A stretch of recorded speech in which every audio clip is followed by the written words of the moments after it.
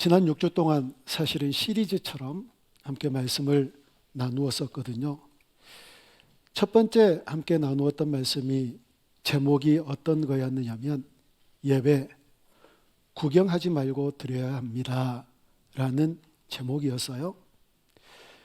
여러분, 예배는요, 특별한 어떤 사람들, 싱어들, 여기서 연주하는 사람들, 여기서 있는 목사들만 예배를 드리는 것이 아니라 여러분 모두가 예배를 드리는 주체자가 되어야 됩니다.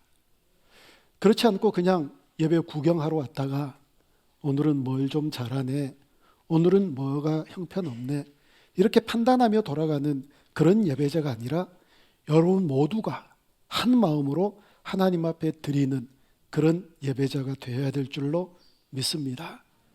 예배를 너무 자주 계속돼서 드리다 보니까 아주 그냥 철저하게 형식주의에 빠지는 것이 아니라 전도서 5장에서 말씀해 주신 것처럼 마치 낯선 길을 걷는 것처럼 늘 두려워하며 하나님을 경외하는 마음으로 예배를 드릴 때 그 예배를 통해서 주시는 은혜들이 놀랍게 우리 가운데 넘치게 될 줄로 또한 믿습니다. 그래서 예배 구경하지 말고 드려야 합니다. 두 번째 제목은요, 기도 결코 잠잠히 있어서는 안 됩니다 라는 주제로 함께 말씀을 나누었었거든요. 왜냐하면 하나님이 내가 너희들을 위해서 잠잠히 있지 않을 거다, 늘 우리를 위해서 하나님께서 일하시고 말씀하시고 잠잠히 있지 않을 거다, 그러니 너희들도 잠잠히 있지 말라 이렇게 말씀하시거든요. 그런데 주님의 이름을 부르며 기도를 해야 말이지요. 마지막 영상 혹시 생각이 나시나요? 아프리카에 가가지고 사역하는 어떤 선교사님, 애들이 선교사님 하고 부르면 빵 달라고 얘기하지는 않았지만 그 부르는 그 이름 한마디 듣고 쟤네들 빵을 좀 줘야 되겠구나. 또 선교사님 부르면 신발 사달라는 얘기하지 않았어도 그렇구나, 쟤네들 신발 떨어졌을 텐데 신발 사줘야지, 이런 마음이 든다고요. 그런데 우리가 주님을 부르면 주님께서도 동일하게 그렇게 우리에게 대답을 하실 텐데 주님을 불러야 말이지요. 그래서 기도 잠잠하게 있지 말고 날마다 하나님께 간구하면 필요를 아시는 우리 하나님께서 들으시고 우리의 기도가 마치기 전에 응답해 주실 줄 믿습니다. 세 번째는 섬김에 대해서 얘기를 했지요. 나 잡아먹고 너 살아라. 여러분, 예수님께서 섬기러 오셨다고 말씀하셨고 또 섬기셨잖아요. 내가 뭔데? 우리가 도대체 뭔데? 예수님 그렇게 섬기셨으면 우리도 섬겨야지요. 그리고 기억나시나요? 섬기는 것은요, 보잘것없고 하찮은 존재들이 섬기는 게 아니라고요. 자기도 보잘것없는데 뭘 섬겨요? 자기도 하찮을 것 없는데 한국말이 어려워요. 자기도 하찮은데 뭘 섬겨요? 섬긴다는 건 실력도 있고 능력도 있고 섬길 만한 무엇인가를 가지고 누리고 있기 때문에 섬기는 거예요. 그래서 섬기는 사람은 실력이 있는 사람인 거예요. 섬기는 사람은 능력이 있는 사람들인 거예요. 그런 사람들이 하나님 나라를 섬기며 하나님 나라를 위해서 일하는 복된 존재들이 되는 줄로 믿습니다. 네 번째는요, 진정한 공동체의 교제, 함께 또 함께라고 하는 주제를 가지고 살펴보았지요. 여러분, 우리 공동체는요, 일으키고 세워주는 공동체가 되어야 된다고요. 서로 격려하고 함께 보듬어주는 그런 공동체가 되어야 되고요.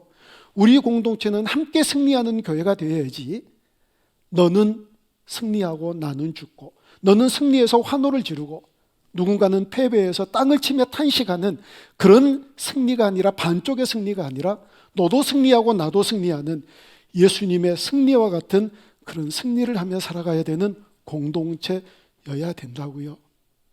저희 온누리교회 공동체가 그런 공동체가 되어줄 수 있기를 바랍니다. 하늘 가족이 얼마나 중요한지 아세요? 요즘 부쩍 듣는 질문이에요.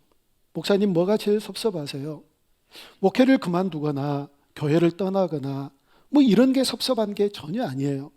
딱 하나는 우리 사랑하는 지체들을 떠나는 게, 늘 봤던 지체들을 볼 수 없는 게, 이게 섭섭하다고 주저하지 않고 얘기하거든요. 그런 하늘 공동체가 얼마나 소중한 공동체인데요. 그리고 다섯 번째 주제는 순종과 복은 한 세트입니다 라는 주제였어요. 사람들이 순종할 때 어떻게 순종하는지 아세요? 내 기준에 맞춰서, 내가 경험했던 그 경험이 기준이 되고 내가 아는 지식에 근거해서 순종해요. 그래서요, 얼마나 많은 사람들이 성경 위에 서 있는지 몰라요. 성경 위에서 성경이 아무리 얘기해도 내 마음에 들지 않으면 순종하지 않고요, 성경이 어떻게 얘기하든지 내 경험치에 도달하지 못하면, 내가 갖고 있는 지식 밖으로 넘어가면 성경을 순종하지 않아요.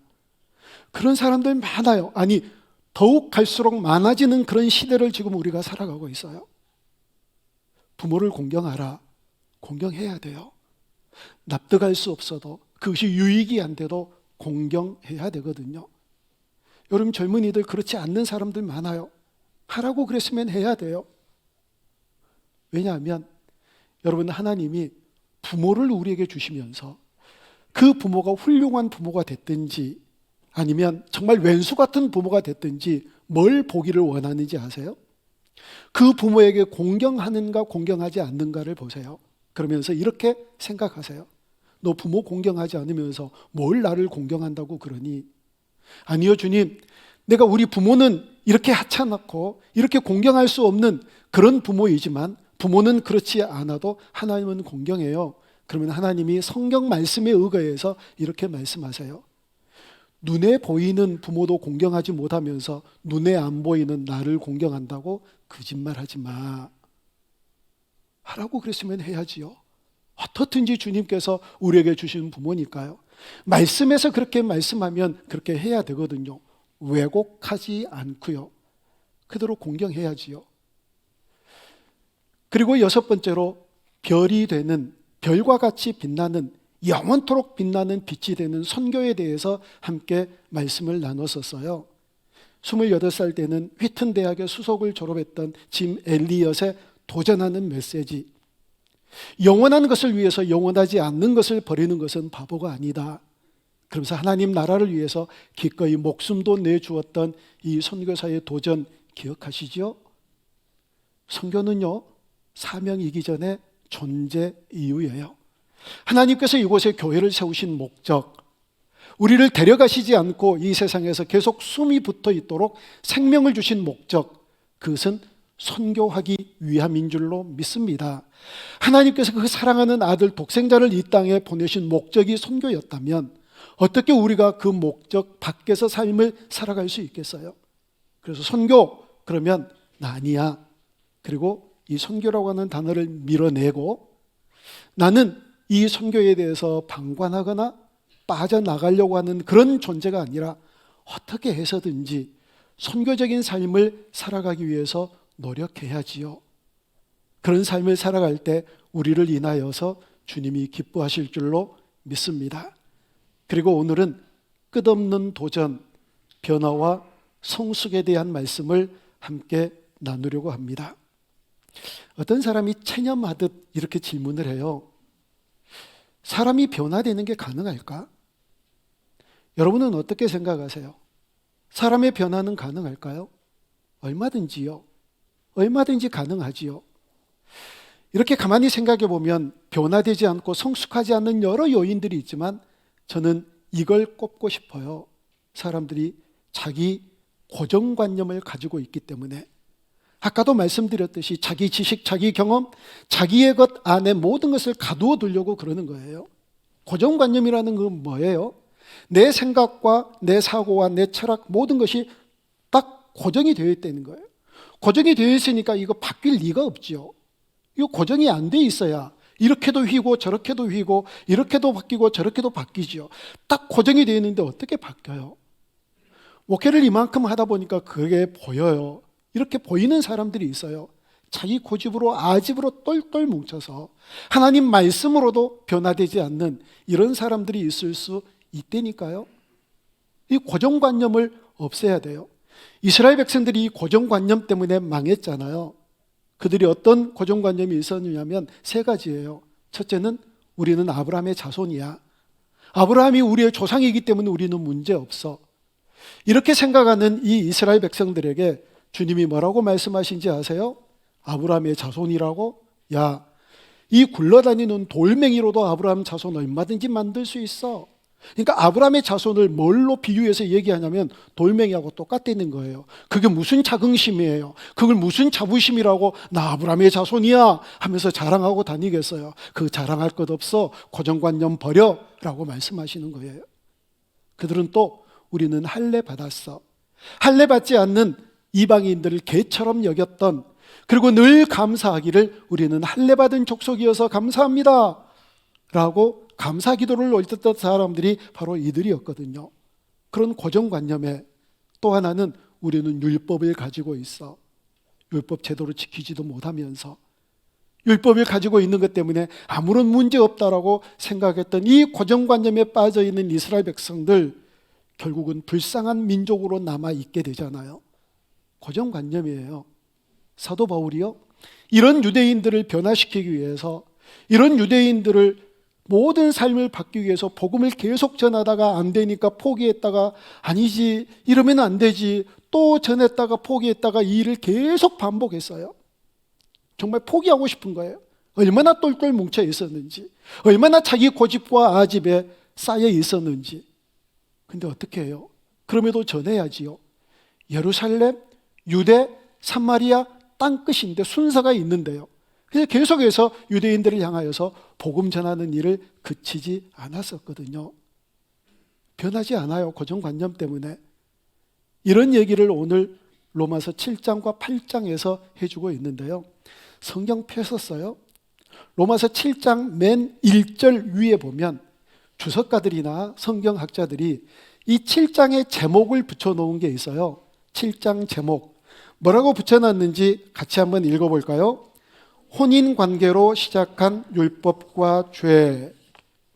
혼인관계로 시작한 율법과 죄. 이게 제목이에요. 7장 제목.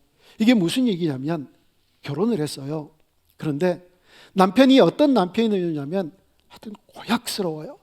자기 원칙이 있어가지고 그 원칙에서 부인이 벗어나면 막 야단을 하고 난리를 치는 거예요. 자기 원칙에서 벗어나면 여지없이 폭력이 행사되고, 자기 원칙, 자기가 정해놓은 기준에 벗어나면 이걸 가만두지 않는 거예요. 여러분 얼마나 답답하고, 이런 결혼 생활, 이런 걸 지옥이라고 얘기를 하지요. 이렇게 결혼 생활하고 있는 이 부인에게 하는 어느 날 복음이 들려오기 시작한 거예요. 가만히 들어보니까 그 남편이 죽었대요. 이게 복음인 거예요. 그 남편이라도 있었으면 좋겠지요. 근데 왜 이게 복음이냐면 이 답답하고 자기 원칙에서 모든 삶을 재단했던 이 옛 남편이 죽고 나니까 새 남편이 다가왔는데 그 새 남편이 예수님이라는 거예요. 그 예수님은 어떤 예수님이었느냐면, 우리가 넘어질 때 너 왜 그따위로밖에 안 해? 너 가정교육을 어떻게 받았어? 너는 왜 그 정도밖에 못 돼라고 책망하고 뭐라고 하는 것이 아니라, 우리가 넘어지면 실수했구나, 다시 손을 내밀어서 우리의 손을 붙잡아 일으켜주시는 주님이신 거예요. 이렇게 저렇게 연약해서 죄를 지으면 그 죄 때문에 파출소에 집어넣고 징역을 살리고 감옥에 가두어 놓는 게 아니라, 가늠하다 잡혀가지고 하마터면 돌에 맞아 죽을 뻔한 이 여인에게 찾아가서 모든 사람들을 물리치고 이 여인의 손을 잡아 이끌면서 다시는 죄 짓지 마 하고 용서하며 보내주셨던 그런 새 남편 예수님이 오신 거예요.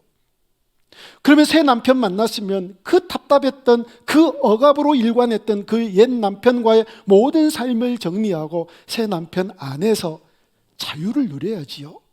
지금 그 얘기하고 있는 거예요. 그런 주제가 있다는 겁니다. 여러분 죄도 마찬가지예요. 죄가요, 우리의 목을 잡고 휘둘러요. 계속해서 죄 짓게 만들고, 죄가 재미있게 만들고, 죄 이것 아니면 못 살 것처럼 그렇게 여기거든요. 그렇게 만드는 게 이게 죄예요. 사람들이요, 죄가 죄인 줄 모르면서 살았대요. 읽지는 않았지만 로마서 7장 7절 말씀을 우리 같이 한번 읽어봅니다. 그런즉 우리가 무슨 말을 하리요? 율법이 죄냐? 그럴 수 없느니라. 율법으로 말미암지 않고는 내가 죄를 알지 못하였으니, 곧 율법이 탐내지 말라 하지 아니하였더라면 내가 탐심을 알지 못하였으리라. 아멘. 율법 하나님의 말씀이 있기 때문에 그 말씀에 비추어 보니까 이건 죄고 이건 죄가 아니구나 이렇게 알게 됐다는 거예요. 감사해요? 안 감사해요? 뭐가 감사해요? 아니, 이게 없었으면 이게 죄인 줄 모르고 뭐 그냥 살아가는 거예요. 이게 차라리 낫지요. 이게 괜히 말씀이 있어가지고 그건 죄야, 그건 아니야, 그래 잘했네, 이거 못하네 계속 그렇게 얘기하는데 이게 뭐가 감사해요? 그럴 수 있거든요. 모르니까.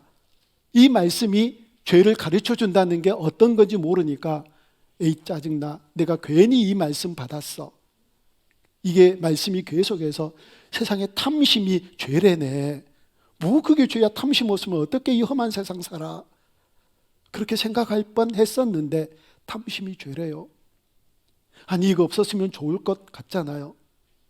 근데 그렇게 생각하는 건 어떤 것과 똑같으냐면 깨끗한 흰옷을 입혀주니까 이걸 입어봤자 또 더러워지는데 뭐 하려고 이렇게 줘 하고 짜증내는 것과 똑같고요. 커튼을 딱 여니까 그 이전에 안 보였던 먼지들이 그 커튼을 통해서 들어오는 햇빛 때문에 막 보이는 거예요. 커튼 닫아. 이제까지 안 보여서 좋았는데 왜 커튼 열면서 이 먼지를 보게 해? 이거하고 똑같아요. 계속 가리워진 상태에서, 안막 상태에서 어둡고 침침한 인생을 살아가겠다는 거지요. 그렇게 살아가면은요, 영락 없는 지옥행이에요. 근데 어떻게 해요? 그래서 그 죄가 휘둘렀던, 그 죄의 종노릇하며 살아갔던 그런 인생 가운데서 이제 그 죄는 어디로 사라지고 예수님이 우리 새 남편 되었으니 그 죄로부터 자유로운 인생을 살아야 된다는 얘기가 바로 7장 말씀 전체의 내용이라는 겁니다. 그런데 새 남편 예수님이 오셨으면, 그 죄의 사슬이 끊어졌으면 불행 끝, 행복 시작이어야 되잖아요. 그러던가요? 안 그러잖아요. 내가 예수님 믿고 구원받았음을 믿습니다. 예수님이 십자가에 내 죄를 안고 달려 죽으셨으므로 나도 내 죄도 예수님과 함께 십자가에 달려 죽은 줄로 믿습니다. 이제 나는 예수님 안에서 새로운 존재가 되었음을 믿습니다. 그러면 정말 새로운 존재가 되던가요? 이게 문제잖아요. 왜 이런 일들이 계속해서 우리에게 반복되고 일어날까요? 반복되게. 19절 말씀 한번 읽어볼까요? 로마서 7장 19절입니다. 같이 읽습니다. 내가 원하는 바 선은 행하지 아니하고 도리어 원하지 않는 바 악을 행하는도다. 아멘. 답답할 노릇이잖아요. 주님, 나 선 행하기를 원한다니까요. 근데 왜 원하지 않는 악만 행하게 될까요? 답답해 하다가 이게 도대체 뭔지를 깨닫고 봤더니 이런 일이 있는 거예요. 내 안에 두 개의 마음이 있대요. 22절, 23절 오늘 본문 우리 다시 한번 같이 읽어봐요. 하나님의 법을 즐거워하되 내 지체 속에서 한 다른 법이 내 마음의 법과 싸워 내 지체 속에 있는 죄의 법으로 나를 사로잡는 것을 보는도다. 아멘. 하나님의 법을 사랑하는 마음과 죄의 법을 사랑하는 마음이 있는데 이 죄의 법을 사랑하는 마음이 나를 사로잡아 간대요. 우리는 그렇게 연약한 존재라는 거예요. 우리 안에 두 가지 마음이 있다니까요. 언젠가 지킬 박사와 하이드에 대한 얘기를 제가 해드린 적이 있어요. 다시 한번 말씀드릴게요. 의사 선생님이에요. 많은 사람들의 병을 치료도 해주고 많은 사람들에게 존경을 받는 이 의사 지킬 박사가 자기 욕망대로 인생을 살아가고 싶어서 인격을 분리하는 약을 개발해서 약을 먹어요. 약을 먹지 않을 때는 많은 사람들을 치료해주고 많은 사람들에게 존경을 받는 선한 지킬 박사가 되었다가 의료행위가 끝나면 자기가 개발한 약을 먹으면 아주 사악한 하이드가 돼서 마음껏 죄를 지으면서 인생을 살아가는 거예요. 완전히 이중적인 인생을 살아가는 거지요. 지킬 박사만 그러나요? 우리도 마찬가지예요. 그런데 그렇게 살아가는 자신의 모습을 발견하고 안 되겠다. 너무 양심의 가책이 돼서 이렇게 살면 안 되지 하고 약을 안 먹었어요. 그리고 약을 전부 다 버렸어요. 그러면 사악한 하이드는 어디론가 가버리고 선한 지킬 박사만 남을 줄 알았는데 웬걸요?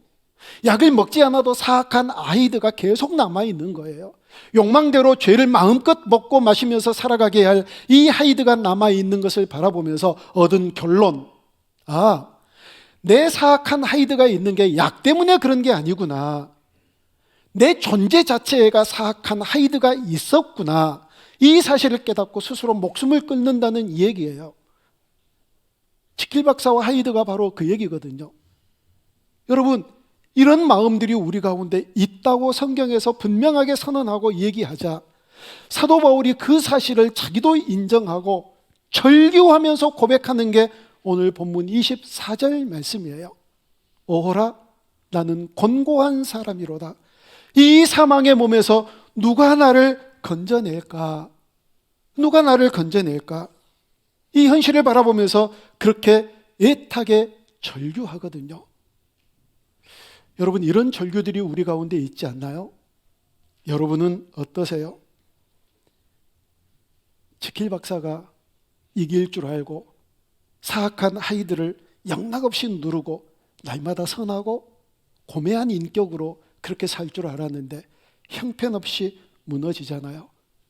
왜 이럴까?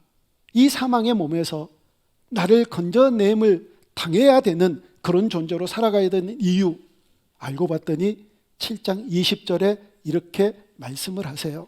같이 읽습니다. 만일 내가 원하지 않은 그것을 하면 이를 행하는 자는 내가 아니요 내 속에 거하는 죄니라. 아멘. 그렇구나. 내 속의 죄가 도둑질하게 하고 살인하게 하고 음란한 짓을 끊임없이 하게 하고 내 속에 있는 죄가 누군가를 미워하며 증오로 삶을 살게 하고 중상모략하게 하고 흉을 보게 하고 있지도 않는 얘기들을 퍼뜨리면서 다른 사람들을 공경에 빠뜨리게 하고 그러는 게 바로 내 안에 있는 죄가 그러는구나. 여러분은 어떠세요? 보니까 너무 선하게 다 보이시잖아요. 마스크를 썼어도 이렇게 선하게 보이는데 벗으면 얼마나 더 선하게 보이겠어요? 근데 왜 그렇게 보일까요? 가면 쓰고 있으니까요. 예쁜 포장지로 포장해 있으니까. 그래서 여러분 그렇게 한번 기도해 보세요. 저도 그렇게 많이 기도하거든요. 하나님, 내 가면 벗겨주세요. 그럴싸한 포장지로 싸져 있는 이 포장지 뜯어주세요. 그래서 나타나 보이는 것이 전부가 되게 해주세요. 나타나 보이는 것 따로 있고 감추어진 것 따로 있고가 아니라 나타나 보이는 것, 이게 속에 있는 것과 똑같이 이것들이 다 나타나 보이는 것이 전부가 될 수 있도록 그렇게 도와주시고 그렇게 저를 변화시키고 성숙하게 해달라고 늘 기도하거든요. 여러분 그렇게 기도해 보실까요? 주님, 나타나 보이는 게 전부가 되게 해 주십시오. 오호라, 나는 공고한 사람이로다. 누가 이 사망의 몸에서 나를 건져낼까? 여러분, 이게 불신자의 고백이 아니라 사도 바울의 고백이에요. 그 놀라운 은혜를 경험했던, 예수님께서 친히 임하셔서 굴복시켰던, 하나님 나라의 위대한 일을 사명으로 맡겨주었던 그 사명을 감당해야 됐던 사도 바울의 고백이에요. 다른 사람의 고백이 아니에요. 근데 또 이 고백을 듣고 은혜 받으시면 안 돼요. 사도 바울도 그랬는데 뭘. 귀신같이 적용하는 분들이 가끔씩 계세요. 사도 바울도 그랬는데. 근데 여러분, 이 24절의 절규가 주는 메시지가 있어요. 오호라, 나는 곤고한 사람이로다. 이 사망의 몸에서 누가 나를 건져낼까? 두 가지 메시지예요. 첫째는 자기에게는 아무런 소망이 없다는 거예요. 절망이라는 겁니다. 0.001%도 자기로서는 뭘 할 수 있는 소망이 하나도 없다는 거예요. 그리고 얘기하잖아요. 누가 나를 건져내랴? 구원자를 찾는 거예요. 누가 나 건져줄 사람, 이 사망의 몸에서 나를 구원할 사람, 이 형편없고 절망이고 하나도 가능성이 없는 나를 이 사망의 몸에서 건져낼 자 누구인가? 이렇게 절규하는 거예요. 두 가지 메시지입니다. 나는 정말 절망이다. 내 노력으로, 내 힘으로, 내 어떤 것으로도 나는 변할 수 없다. 이 사실을 알라. 그래야 정말 나를 누가 건져낼 수 있을까? 내 힘으로는 안 되니 누군가가 건져줘야 되잖아요. 누군가가 나를 구원해내야 되잖아요. 그래서 지금 구원자를 찾는 거예요. 근데 바로 찾아요.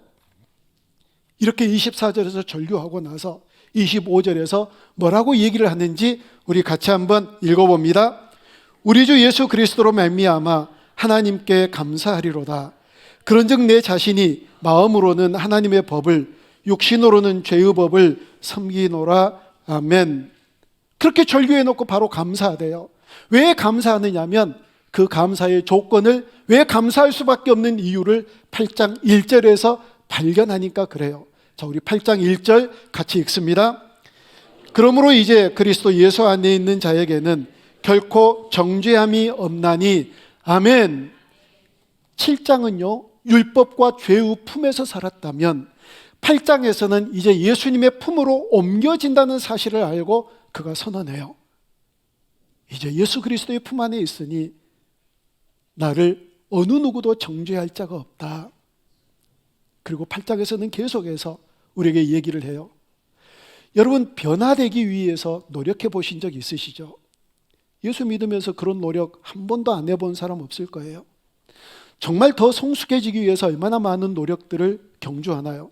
작정 기도도 해보고 이런저런 노력도 해보고 1월 첫 주 되면 이렇게 저렇게 내가 헌신하고 노력해야 되겠다고 뭐 결단서도 쓰고. 근데 되던가요? 안 돼요. 우리의 힘, 우리의 노력으로 안 돼요. 아니, 바울이 지금 그걸 고백한다니까요. 아, 안 되는구나. 그래서 그 율법의 품에서 예수님의 품으로 옮겨지면서 계속해서 얘기하고 있는 한 가지 방법. 그렇지. 예수님이 우리 안에 와 계시고 내가 예수님 안에 들어가면, 그래서 우리 주님과 함께 동행하면 이 모든 문제는 해결된다는 사실을 확실하게 고백을 해요. 그래서 로마서 8장 9절에서 이렇게 얘기합니다. 만일 너희 속에 하나님의 영이 거하시면, 우리 속에 하나님의 영이 거하시면 너희가 육신에 있지 않고 영에 있나니. 우리가 육신에 있지 않대요. 영에 있대요. 누구든지 그리스도의 영이 없으면 그리스도의 사람이 아니니라. 예수님이 내 안에 계시지 않고 내가 예수님의 품에 안기지 않으면 우리가 그리스도인 아니래요. 아무리 예배를 드리는 모양을 많이 가졌어도, 어떤 신앙생활의 형태를 많이 한다 할지라도 그렇지 않으면 우리가 더 이상 그리스도인이 아니래요. 10절은요. 또 그리스도께서 너희 안에 계시면, 우리 안에 계시면 된다는 거예요. 11절에서도 얘기합니다. 예수를 죽은 자 가운데서 살리신 이의 영이 너희 안에 거하시면, 예수님의 영이 우리 안에 거하시면 그리스도 예수를 죽은 자 가운데서 살리신 이가 너희 안에 거하시는 그의 영으로 말미암아 우리의 죽은 몸도 살리시리라. 한 가지예요. 노력해서도 안 되고 작정해서도 안 되고 어떤 수고를 다해서도 안 되고, 오직 예수의 영이 우리 안에 있으면, 내가 예수님의 품에 안기면 주님께서 기뻐하시는 놀라운 모습으로 변화되고 성장하게 될 줄로 믿습니다. 저는 확신해요. 다 변화되기를 갈망한다는 사실을, 다 성숙해지기를 원한다는 사실을 저는 확신해요. 아마 그런 마음 가지고 있을 거예요. 변화되기를 원치 않는 분들은, 이런 사람들이 변화되기를 원치를 않아요. 계속해서 나쁜 짓 하고 있는데 이 나쁜 짓이 재밌거든요. 나쁜 짓이 재미없으면 그걸 어떻게 해요? 저는 이 알코올하고 상극이에요. 몸 자체가. 언젠가 한번 살짝 마셔봤는데 이불을 딱 덮었는데 이불이 들썩거리는 소리가 나요. 심장이 크게 뛰어가지고. 심장이 크게 뛰어서. 얼마 전에 알았어요. 술 마시는 사람이 그 쓰디쓴 술을 달게 마신다는 사실을 얼마 전에서 알았어요. 얼마 전에서. 그러니까 마시는 거예요. 죄가 달아요. 그렇지 않는 사람에게는 너무 나쁜 것이지만 그 죄를 늘 먹고 마시는 사람은 이게 달아요. 그러니까 계속 마시거든요. 계속 마셔요. 그러니까 내가 변화되기를 원치를 않는 거예요. 내가 성숙해지기를 원치를 않아요. 이 단계 끊어져 버리면 어떻게 하나? 이런 사람들 외에는 모두 다 변화되어지기를 원하고 모두 다 성숙되어지기를 원할 거예요. 다른 방법 없어요. 예수님 한 분이면 돼요. 그분이 내 안에 계시고 내가 그분의 품에 안기면 모든 것이 새로워지고 변화되는 놀라운 역사를 만나게 되어질 줄로 믿습니다. 이 기쁨을 누리는 사람들 계신가요? 굉장히 기뻐요. 세상에 무엇과도 바꿀 수 없는 즐거움이 그 변화를 통해서, 성숙을 통해서 나에게 있게 되거든요. 그 즐거움과 행복과 기쁨을 누리며 변화되고 날마다 성숙하게 삶을 살아가는 우리 모두가 되어줄 수 있기를 주님의 이름으로 축원합니다. 방법은 하나예요. 인디아나 존스 영화 보신 분 손 들어보세요. 뭐 이렇게 많아요? 손 내리셔요. 내용이 저는 거의 생각이 안 나요. 하나가 생각이 나, 딱 하나. 이 주인공이 어느 시내를 이렇게 갔는데 이 나쁜 사람이 이 주인공과 맞서서 싸우려고 그러면서 이렇게 큰 칼을 들고, 큰 칼을 드는 사람은 늘 물을 마시고 칼 날에다가 후 뿌리잖아요. 무협지 많이 안 보셨어요? 그리고 나서 이제 상대를 막 기선제압하려고 막 칼춤을 추고 이제 뭐 너는 죽었다 막 하고 막 난리를 하잖아요. 근데 이 인디아나 존스, 이 이름인가요? 존스가? 이 주인공이 뭐 어떻게 해? 막 그렇게 벌벌 떨고 두려워하는 게 아니라 갓잔 타는 듯이 가만히 쳐다봐요. 근데 그렇게 칼을 휘두른 사람이 이제 칼춤을 다 추고 위협하고 나서 야 하고 덤벼들려고 그러니까 빵 하고 쏴버리니까 딱 죽어버려요. 저는 그것만 생각이 나요. 인디아나 존스에서. 다른 건 하나도 생각이 안 하고 그것만 생각이 나요. 여러분, 변화되고 성숙되기 위해서 아무리 다른 춤을 춰도 안 돼요. 한 방이면 돼요. 예수 그리스도, 그분이 내 안에 오시고 내가 그분 품 안에 안기면 한 방이면 끝나요. 기억하시게요? 다른 노력, 내 어떤 실력, 내가 갖추고 있는 어떤 경험, 이게 아니라 한 방이면 돼요. 여러분 아시잖아요. 수가성 여인이 예수님을 만나요. 그리고 예수님을 만나서 영원히 목마르지 않는 이 물에 대해서 얘기를 하다가 그 예수님을 발견하고 그 예수님의 영이 그 안에 들어오자 물동이를 던져버리고 사람들에게 뛰어나가요. 이 사람이 사람들에게 뛰어나간다, 말이 안 돼요. 왜냐하면 자기의 너무 부끄러운 과거 때문에 사람들을 피해서 너무너무 더운 시간에 아무도 물 길로 오지 않는 시간을 피해서 다니는 사람인데 어떻게 사람들 속으로 들어가요? 모든 과거가 청산이 된 거예요. 완전히 변화된 거예요. 주님의 영이 그 안에 임하니까 사람들 속으로 담대하게 들어가서 내가 생명의 주를 만났노라고 큰 소리치며 다니잖아요.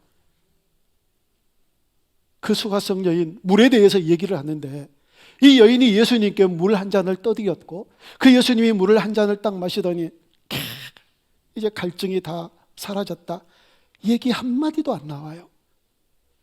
그 예수, 영원한 생명수 되신 예수님이 그 안에 들어감으로 완전히 변화된 새 인생을 살잖아요. 삭개오도 마찬가지예요. 그렇게 주님을 바라보고 주님 원하다가 예수님 만나서 삭개오가 변하잖아요.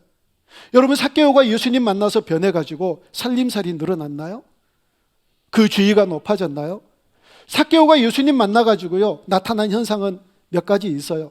첫째, 주머니 털린 거예요. 내가 이제까지 다른 사람에게 토색한 것 있거든 4배나 갚겠습니다. 삭개오가 세리하면서 왜 부자가 됐게요? 토색한 것 때문에 부자가 됐지. 그래 예수님 만나가지고 4배로 다 갚은 통에 주머니 다 털렸을 거예요. 그런데 그가 영원한 생명이신 예수 그리스도 만나서 전혀 새로운 인생을 살아가잖아요. 예수님과 함께 십자가에 달린 이 두 강도가 똑같이 예수님을 저주했어요. 근데 한 강도가 예수님을 다시 바라보기 시작했고 그 예수님이 자기를 십자가에 매달린 원수들까지도 용서하는 모습을 바라보면서 나를 생각해 달라고 그랬을 때 그 말하자마자 예수의 영이 그 안에 들어가 낙원에 함께 있게 되는 놀라운 변화를 만나게 되었잖아요. 여러분, 한 방이에요. 다른 기술 필요 없어요. 다른 노력, 다른 것 아니에요. 예수 그리스도의 영이 우리 안에 거하시면, 우리가 그 주님의 품에 안기면 모든 것이 새로워지고 변화되고 성숙하는 놀라운 은혜를 맛보게 되어줄 줄로 믿습니다. 날마다 세월이 흐르는 그 연륜만큼, 예배를 드리고 말씀 듣는 시간들이 더해지는 것만큼 우리 주님 기뻐하시는 아름다운 모습으로 변화되고 성숙되는 주님의 귀한 자녀들이 되어줄 수 있기를 주님의 이름으로 축복합니다. 말씀 생각하며 함께 찬양합니다.